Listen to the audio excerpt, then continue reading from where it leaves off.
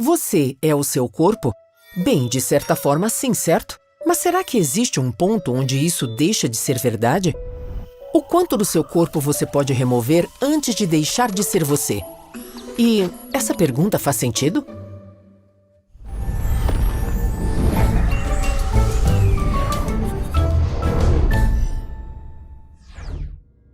A sua existência física é composta de células, trilhões delas, pelo menos 10 vezes mais do que todas as estrelas da Via Láctea. Uma célula é um ser vivo, uma máquina feita de até 50.000 proteínas diferentes. Ela não tem consciência, não tem vontade, não tem propósito, simplesmente é. Mas ainda assim é um indivíduo. Juntas, suas células formam estruturas enormes que trabalham para preparar alimentos, reunir recursos, transportar coisas, analisar o ambiente e assim por diante. Se você extrair células do seu corpo e colocá-las no ambiente certo, elas continuarão vivas por um tempo. Isso quer dizer que suas células podem existir sem você, mas você não pode existir sem elas. Se tirarmos todas as células do seu corpo, não haverá mais você. Existe algum ponto onde uma parte das suas células deixa de ser você? Por exemplo, se você doar um órgão, parte das suas células continuará a viver dentro de outra pessoa. Isso significa que uma parte de você se tornou parte de outra pessoa? Ou esse outro corpo está mantendo viva uma parte de você? Vamos imaginar um experimento. Você e uma pessoa aleatória trocam de células. Uma de cada vez, seu corpo recebe uma das células dela e ela recebe uma das suas células. Em que ponto ela se tornaria você? Será que isso aconteceria? Ou esta é apenas uma maneira muito lenta e meio nojenta de teletransporte?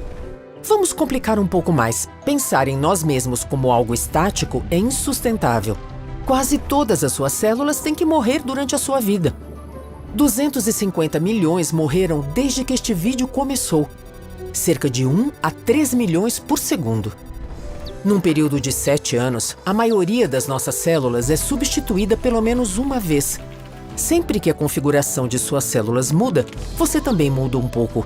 Então, uma parte de você está constantemente morrendo. Se você tiver a sorte de ficar velho, cerca de 1 quatrilhão de células passará por você. Então, o que você considera ser você mesmo é apenas uma foto do momento. Mas às vezes as células adoecem e não querem morrer, questionando a natureza da unidade de nossos corpos. Chamamos a isso de câncer. Elas cancelam o contrato social biológico e se tornam basicamente imortais.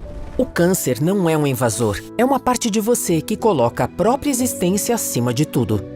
Também podemos dizer que uma célula cancerosa é uma outra entidade dentro de nós, outro ser que só quer se desenvolver e sobreviver. Podemos julgá-lo por isso?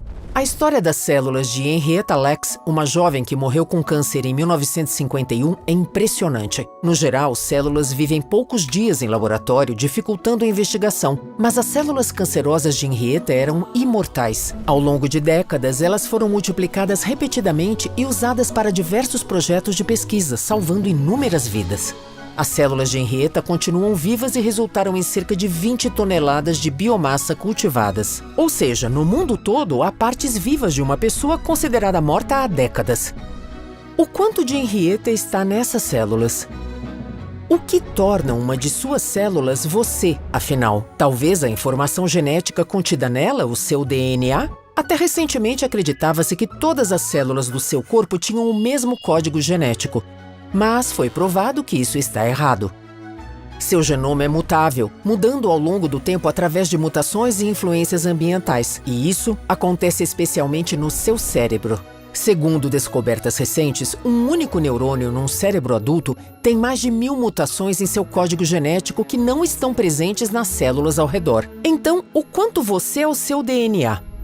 Cerca de 8% do genoma humano é composto de vírus que um dia infectaram nossos ancestrais e se fundiram conosco. A mitocôndria, central energética da célula, já foi uma bactéria e se fundiu com os ancestrais das nossas células. Ela ainda tem seu próprio DNA. Uma célula regular tem centenas de mitocôndrias, centenas dessas coisinhas que não são realmente humanas, mas ainda assim meio que são. Bom, é um pouco confuso, então vamos voltar um pouco atrás. Sabemos que somos feitos de trilhões de coisinhas feitas por outras coisinhas que estão sempre mudando. Juntas, Todas essas coisinhas não são estáticas, mas sim dinâmicas. Sua composição e condição mudam constantemente. Portanto, talvez sejamos apenas um padrão autossustentável sem fronteiras definidas que em algum momento ganhou autoconsciência e agora tem a capacidade de pensar sobre si mesmo através do tempo e do espaço, mas que, na verdade, só existe neste exato momento. Onde esse padrão começou? Na sua concepção? Ao surgir o primeiro humano? Quando a vida começou a conquistar nosso pequeno planeta?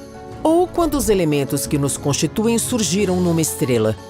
O cérebro humano evoluiu para lidar com o absoluto. As fronteiras difusas que compõem a realidade são difíceis de entender. Talvez ideias como começo e fim, vida e morte, você e eu, não sejam assim tão absolutas, mas sim ideias pertencentes a um padrão fluido, um padrão que se perde nesse estranho e belíssimo universo. Este vídeo foi patrocinado por você. A produção de nossos vídeos leva muitas horas, e se quiser nos apoiar para fazermos ainda mais, pode contribuir pelo site patreon.org e ganhar seu próprio pássaro Kurzgesagt ou comprar algum item da nossa loja. Nós criamos produtos de alta qualidade com temas científicos para despertar sua curiosidade pela ciência, natureza e pela vida. O mesmo esforço e amor que colocamos em nossos vídeos também colocamos na criação de nossos pôsteres, cadernos, roupas e acessórios. E a cada compra, você apoia diretamente o que fazemos neste canal. Mas, por favor, não se sinta obrigado a fazer isso. Assistir e compartilhar nossos vídeos já nos ajuda muito, e somos gratos por você se importar com o que fazemos aqui. Obrigada por assistir.